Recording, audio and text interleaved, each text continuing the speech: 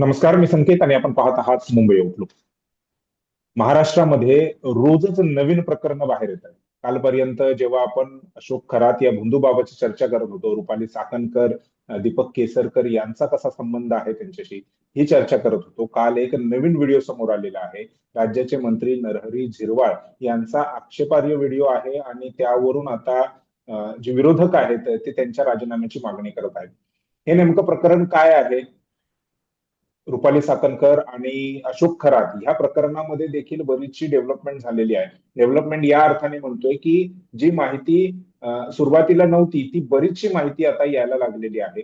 आपण पुण्याचे जे सामाजिक कार्यकर्ते आहेत, ऍक्टिव्हिस्ट आहेत, विजय कुंभार सर, त्यांचा एक इंटरव्ह्यू केला होता एक 7-8 दिवसापूर्वी. त्यावेळी नुकतीच या अशोक खरातच्या प्रकरणाची सुरुवात होती.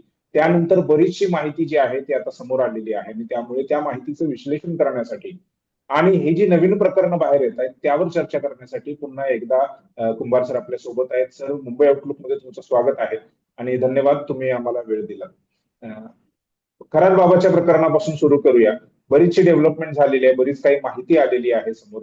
रुपाली चाकणकर यांचा म्हणजे ज्यावेळी आपण सुरुवातीला बोललो होतो, चर्चा केली होती, त्यावेळी रुपाली चाकणकर यांचा राजीनामा झालेला नव्हता, परंतु आता राजीनामा झालेला आहे.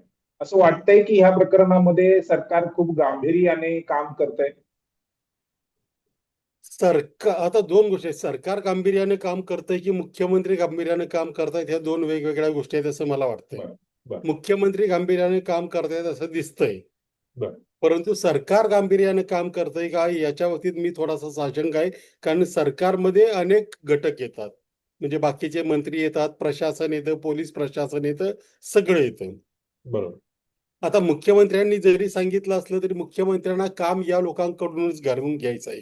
आणि तुम्ही जे म्हणताय ते आता बरंचसं काही बाहेर आलंय, ते माझ्या मते ते अजूनही बरंचसं या कॅटेगरीमध्ये मोडण्यासारखं नाहीये. बरं, बरं. या प्रकरणाची एकूण व्याप्ती बघता अजून बरंच काही बाहेर येणं बाकी आहे.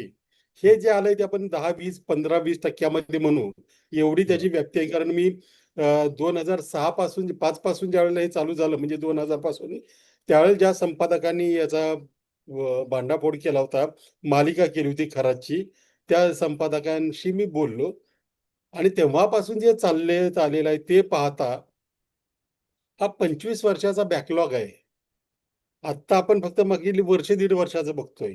बरोबर. 25 वर्षामध्ये शेकडो मंत्री, शेकडो राजकारणी, हजारो अधिकारी आणि मग असे शेकडो हजारो पीडित, या सगळ्यांचा तपास एकत्र करणं किंवा त्या सर्वांपर्यंत पोहोचणं, त्याच्यातल्या लोकांचं गोपनीयता वगैरे भानगडी बाकीच्या त्याच्यावर म्हणजे त्या लक्षात घेऊन हे सगळं बाहेर काढणं हे दिव्य आहे.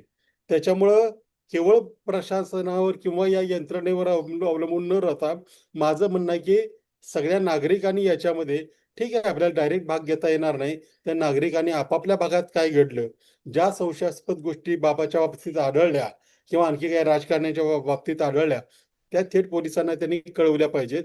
तरच सर्वत्र पोहोचता येईल. अन्यथा अनेक गोष्टी अशा मध्येच विरून जातील असं माझं मत आहे याच्यामध्ये. बर.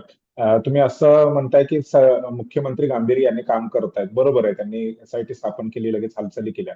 परंतु हे प्रकरण जसं तुम्ही सांगितलं की 2000 किंवा 2005 पासून खरात बाबाचं प्रकरण आहे.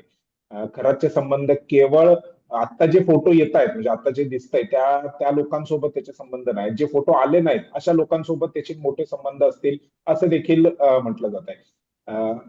मुख्यमंत्र्यांनी एक स्टेटमेंट केलं की कोण कोण विरोधक या खरात बाबाकडे जात होते त्याची सर्व माहिती किंवा जास्त माहिती ही त्यांच्या जवळ आहे. मग ही एवढी सगळी माहिती असताना देखील आताच हे प्रकरण बाहेर का आलं? म्हणजे त्यांनी अगोदर यावरती कारवाई का नाही केली? कारण 20-25 वर्ष या प्रकरणात झालेली.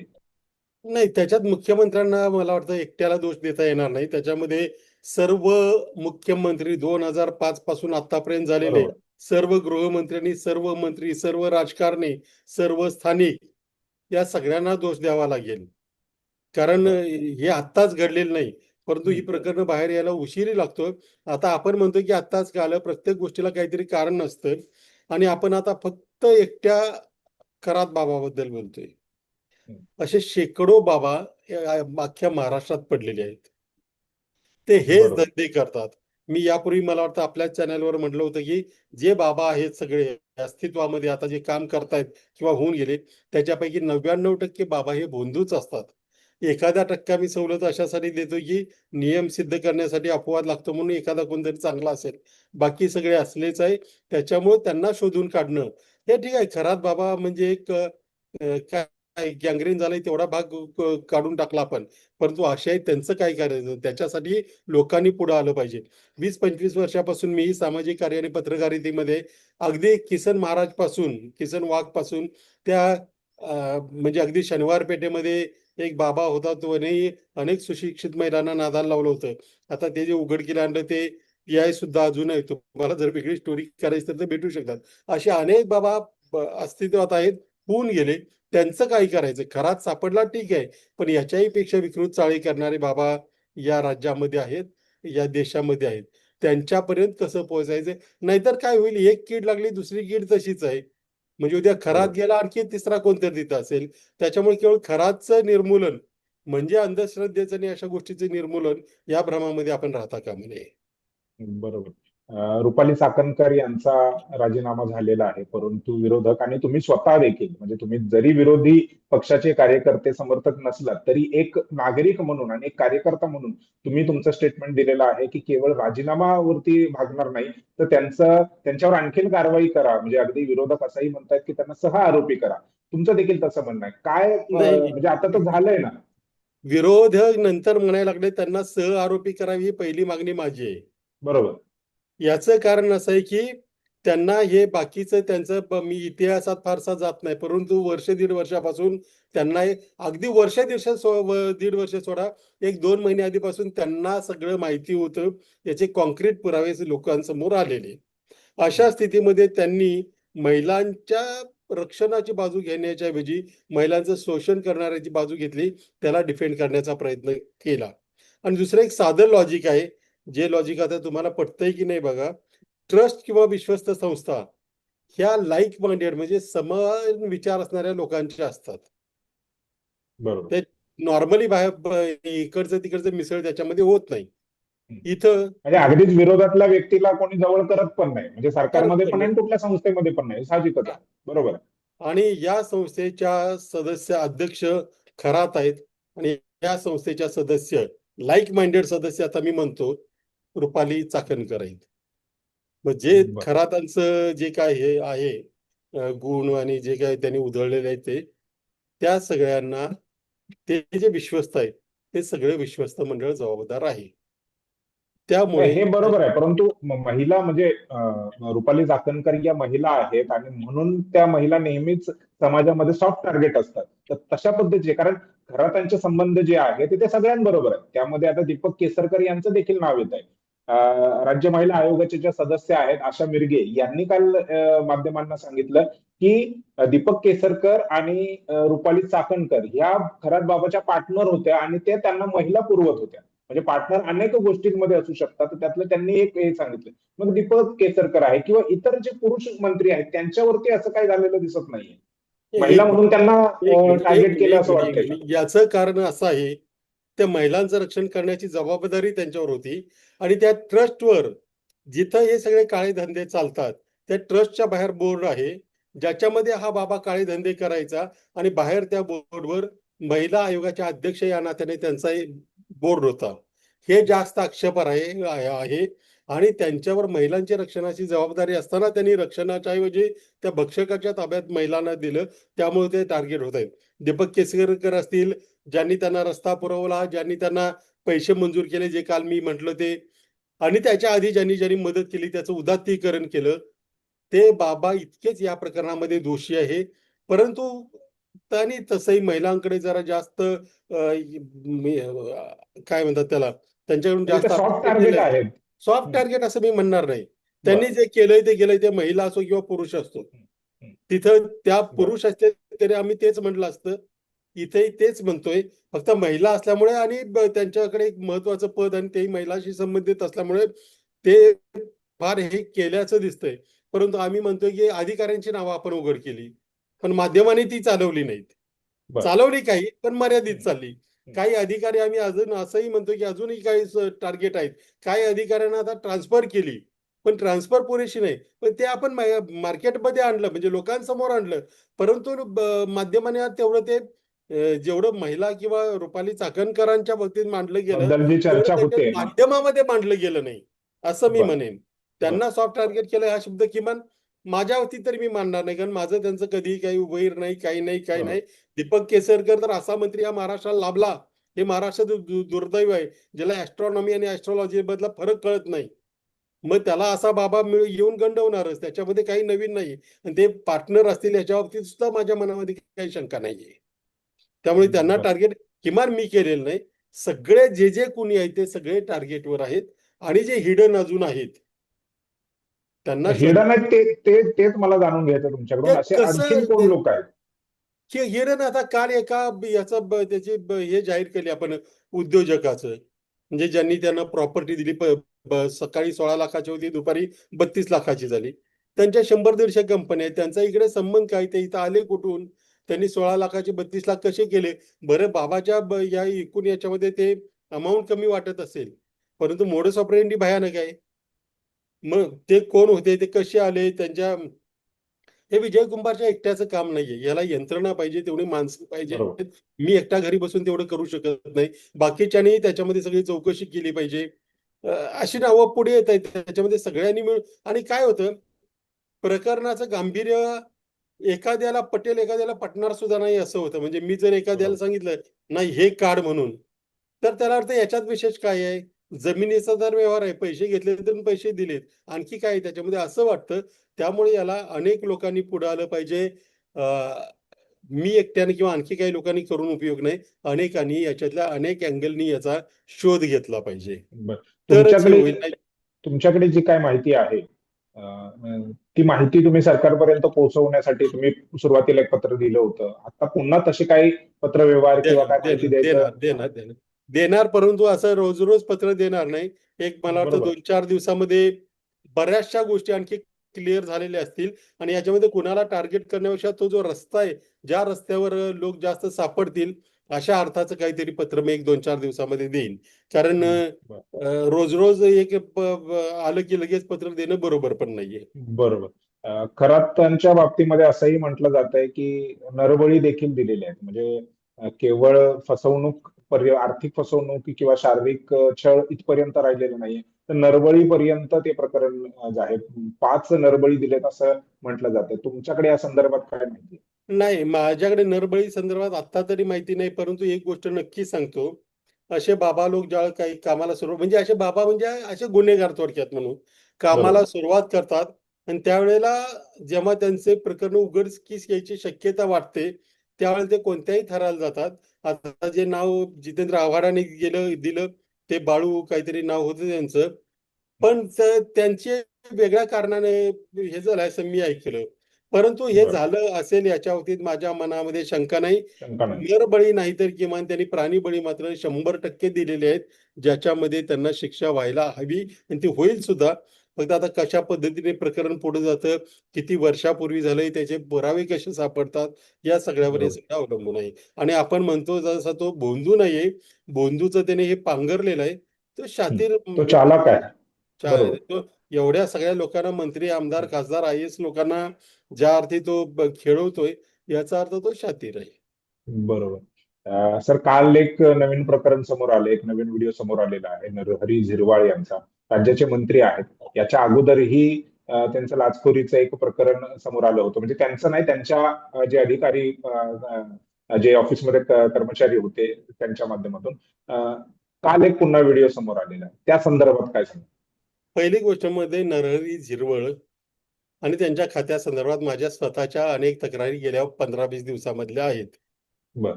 त्या तक्रारीमधून माझ्या लक्षात असं आलं, की हे सद्गृहस्थ स्वतः काही काम करत नाही, यांचं खातं दुसरं कोणीतरी चालवतंय.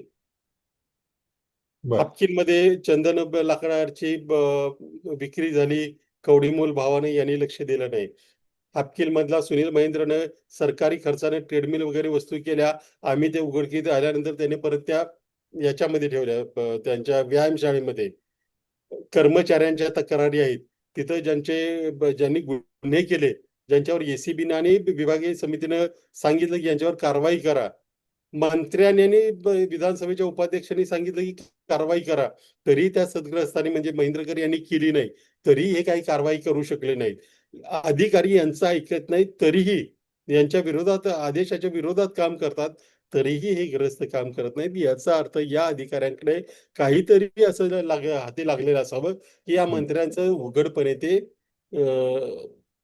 त्यांच्या आदेशाचं उल्लंघन करतायत, किंवा हे मंत्री फक्त आपल्या ऐश्वर्यामध्ये मग्न आहेत. तुम्ही अधिकाऱ्यांनी काय करायचं ते करा, पण ते करण्यासाठी काहीतरी यांच्या हाताला लागलंय, असं मला वाटतं. याची दोन कारणं आहेत. बरं. आता कोणतरी म्हटलं, मला वाटतं मिटकरी म्हणाले की 6 महिन्याचा व्हिडिओ आत्ताच का काढलाय. याच्या दोन गोष्टी आहेत. आक्षेप त्यांनी काय केलं याच्यावर यांचा नाहीये, कधी उघड केलं आणलं याच्यावरचा आहे. मग आता माझं म्हणणं आहे, जर 6 महिन्यापूर्वीचा व्हिडिओ आहे, तर मग त्या व्हिडिओच्या अंगेला काही ब्लॅकमेलही जाण्याची झालं असण्याची शक्यता आहे, काही निर्णयही गेले असण्याची शक्यता आहे. आणि बरोबर. ज्या ते असं होतं, हे कुठल्याही अधिकाऱ्याला हात लावत नाहीत. मी आत्ताच ट्विट केलंय, कदाचित तुम्ही वाचलं सुद्धा नसेल. त्या अर्थी हे खातं आता कोणतरी वेगळं चालवतंय, हे फक्त नावाला मंत्री आहेत. माझ्या ट्विटमध्ये ते स्पष्ट लिहिलेलं आहे. आणि जे लोक असं करतात, आता लेंगा सदरा आणि टोपी म्हणजे प्रामाणिक, हे समीकरण पूर्वी आपल्या डोक्यात होतं.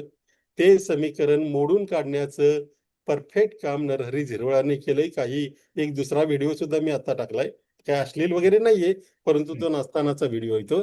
तर झिरवळ आणि ते लक्ष कधीतरी कामाकडे लक्ष दिलंच नाही. एवढं सेन्सिटिव्ह खातं त्यांच्याकडे आहे, त्यांनी त्या सेन्सिटिव्ह खात्याकडे आपली जबाबदारी म्हणून कधी बघितलं नाही, असा माझा स्पष्ट आरोप आहे. म्हणून यापूर्वी 2-3 वेळा मी अधिकाऱ्यावर कारवाई करा असं म्हटलं होतं. आता 1-2 दिवसामध्ये मी झिरवळावर कारवाई करा असं म्हणणार आहे. परंतु झिरवळांनी आता कुठल्याही, जे घडलंय किंवा जे बाहेर आलंय ते भयानक आहे. म्हणजे खराब फाईल नंतर आता झिरवळ फाईल चालू होतील की काय, अशी मला भीती वाटते. एवढं ते भयानक आहे. त्यामुळे त्यांच्यावर बरोबर. कारवाई झाली पाहिजे. त्यांनी आजच्या आज राजीनामा दिला पाहिजे, ही माझी मागणी आहे. कारण आपल्याकडे होतंय काय, आता खराचं सोडून द्या, परंतु कितीही मागणी केली तरी त्यांचा राजीनामा होत नाही. म्हणजे आता रुपाली चाकणकर बघितलं किंवा आता झिरवळांचं बघा. आणि ते त्या पदावर असताना ते सगळे इन्फ्लुएन्स करू शकतात. त्यामुळे मुख्यमंत्र्यांनी त्यांचा राजीनामा तातडीनं घेणं गरजेचं आहे. कारण आता एकूण मंत्री आणि हे जे पदाधिकारी आहेत ना, त्यांच्या वर्तनामुळे आपण कुठल्या देशात राहतोय, कुठल्या राज्यात राहतोय, कुठल्या समाजात राहतोय, ते योग्य आहे की नाही असे प्रश्न पडावेत, अशी परिस्थिती निर्माण झाली. किती मंत्री, किती पदाधिकारी एका वेळेला सापडावेत? त्याला काही मर्यादा आहे का? म्हणजे सगळ्या याच्यामध्ये एखादा चुकून सापडला असता तर अपवाद म्हटलं असतं. आता अपवादाला सुद्धा माणूस शोधावा लागेल की कोण नाही, तो शोधावा लागेल, बरोबर. आणि तरच मग आपल्याला बरं वाटेल. अ, भयानक आहे. यांनी राजीनामा तातडीने दिला पाहिजे, कुठलीही शंका नाही, कुठलीही शंका बरं. परंतु जसं अमोल मिटकरी म्हणतायत की अगोदर म्हणजे जुना व्हिडिओ आहे, आत्ताच तो बाहेर का आला, ह्याच्यावरून एक राजकीय प्रश्न आहे. म्हणजे तुम्ही उत्तर द्याल नाही द्याल मला माहिती नाही, परंतु हे सगळी प्रकरणं भाजप सोडून इतर जे मित्र पक्ष आहेत त्यांचे, मग राष्ट्रवादी आहे, मग शिवसेना आहे, ह्यांचीच प्रकरणं, ह्यांच्यात नेत्यांची, ह्यांच्यात मंत्र्यांची प्रकरणं बाहेर येत आहेत. तर हे नाही. पुढे दोघांना दबावात घेण्याचा प्रयत्न आहे, काम आहे नाही, भाजपचं असं? हे असेलही, होतही असेल. परंतु आता काल ते हे काढलं आपण, 1,05,00,000 ते कुठल्या पक्षाचे आहेत? हं, बरोबर. त्याच्यामुळे तसं काही नाहीये. 6 महिने व्हिडिओ होता, याचा अर्थ 6 महिन्यापूर्वी त्यांनी हे धंदे केलेले आहेत.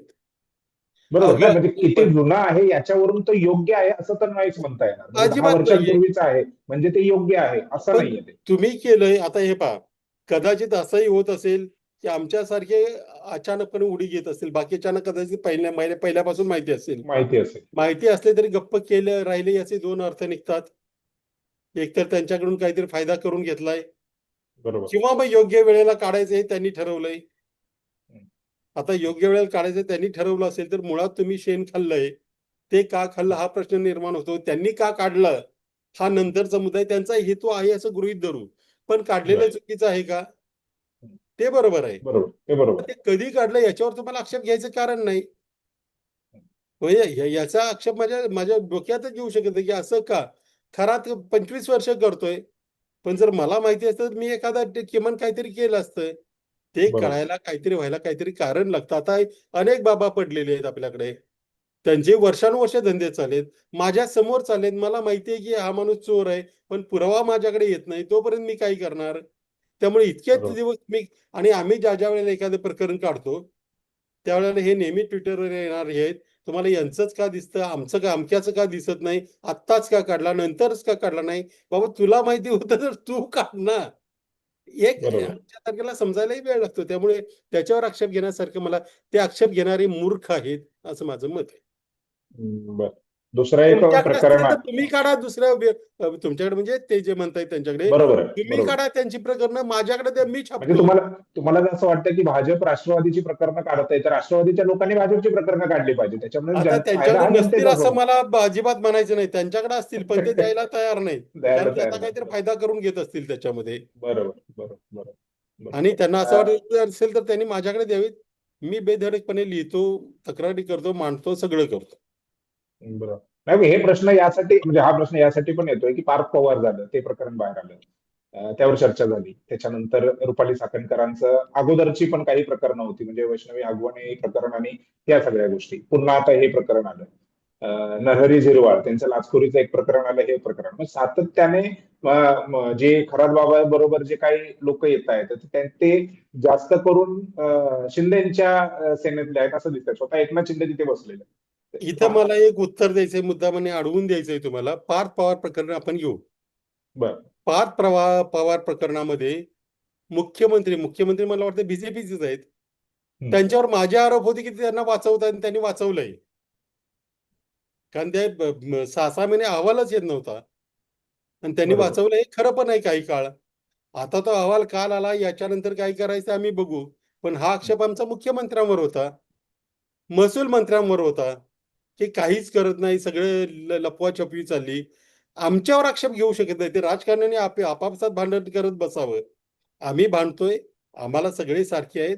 आम्ही महसूल मंत्र्यांवर आरोप केले होते, मुख्यमंत्र्यांवर केले होते आणि आता परत जे काही घडलंय, त्याच्यावर आमच्या आरोपांचा सिलसिला परत चालू होणार आहे. कोर्टात जाऊ किंवा आणखी काय करायचं ते आम्ही करू.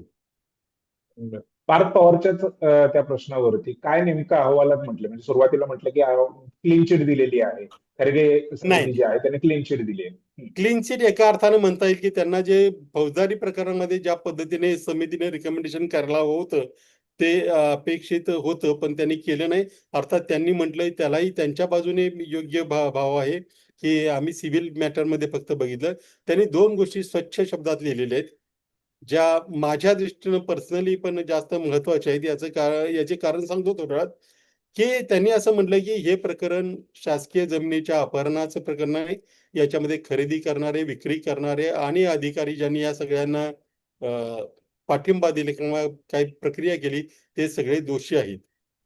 दुसरं एक त्याच्यातला एक महत्त्वाचा भाग जो पर्सनली माझ्या दृष्टीने हे होता, की मी काही महिन्यांपूर्वी एक गोष्ट लोकांच्या समोर आणली होती, की पार्थ पवारांचा या विषयाशी 2021 पासून संबंध आहे. त्यानंतर पार्थ पवारांनी एक ईओडब्ल्यूला पत्र दिलं होतं. माझं नाव नव्हतं लिहिलं, परंतु अशी जी माहिती दिलेली आहे ती खोटी आहे, ती सही माझीच नाही वगैरे, वगैरे असं त्यांनी म्हटलं होतं. कालच्या जो अहवाल आलाय त्याच्यामधलं एक वाक्य आहे. मी त्याच्यावर काम करत बसले म्हणून हे माझ्या हाताशी आहे आता. एक वाक्य आहे. अशोक गायकवाड व इतर यांच्यातर्फे कुलमुखत्यारपत्र श्रीमती शीतल तेजवानी यांनी पार्थ पवार यांना नोटराइज कुलमुखत्यारपत्र दिलेले आहे. शासकीय जमिनीबाबतचे कुलमुखत्यारपत्र करणे हे बेकायदेशीर व चुकीचे आहे. याच्यात पार्थ पवारांचं नाव आलंय. सदर बाब फौजदारी स्वरूपाची आहे. शासकीय जमिनीच्या अवैध विक्रीच्या अनुषंगाने खरेदी असतात नमूद असलेल्या विरोधात पोलीस 2 गुन्हे दाखल करण्यात आलेले आहेत. उपरोक्त नमूद करण्यात आले कुलमुखत्यार पत्र हे या प्रकरणातील नमूद शासकीय जागेसाठीच करण्यात आले होते. बर. हा माझ्या पर्सनली हा अत्यंत महत्वाचा विषय. त्याचा पाठपुरावा मी नक्की करेन आणि त्या रिपोर्टच्या संदर्भात आक्षेप तर आहेतच अजूनही. कारण याच्यामध्ये कॉन्क्रीट असं सगळ्यांच्या विरोधात आणि याच्यामध्ये फक्त खालच्या स्तराच्या अधिकाऱ्यांना दोषी धरण्यात आलेलं आहे. खरं तर माझं नेहमी म्हणणं असतं, की खालच्या अधिकाऱ्यांनी शिपायाने जरी गुन्हा केला, तरी एचओडी म्हणजे ते खात्याचे प्रमुख म्हणून जबाबदार असले पाहिजेत. ते मात्र या समितीच्या अहवालामध्ये मला दिसत. बर, धन्यवाद सर. तुम्ही अगदीच सर्वच म्हणजे 3 विषय जे आपण चर्चेसाठी घेतले होते त्या 3ही विषयांमध्ये सखोल अशी महत्वपूर्ण माहिती दिली. ही माहिती मुंबई आउटलुकच्या प्रेक्षकांसाठी आणि तसंच महाराष्ट्राच्या जनतेसाठी खूप महत्वाची आहे. सरकारसाठी देखील महत्वाची आहे की सरकारने नेमके कोणत्या गोष्टीला कोणत्या दृष्टिकोनातून बघितलं पाहिजे. केवळ जुने व्हिडिओ आहेत किंवा खूप अगोदर झालं होतं म्हणून त्याला योग्य ठरवण्याचं किंवा ते रद्दबातल करण्याचा प्रयत्न कोणी करू नये, हाच मेसेज आहे. आणि त्यासाठी तुमचे आभार, धन्यवाद. अपेक्षा आहे की तुम्ही आम्हाला पुन्हा एकदा वेळ द्या. धन्यवाद ठीक सर. आहे. धन्यवाद.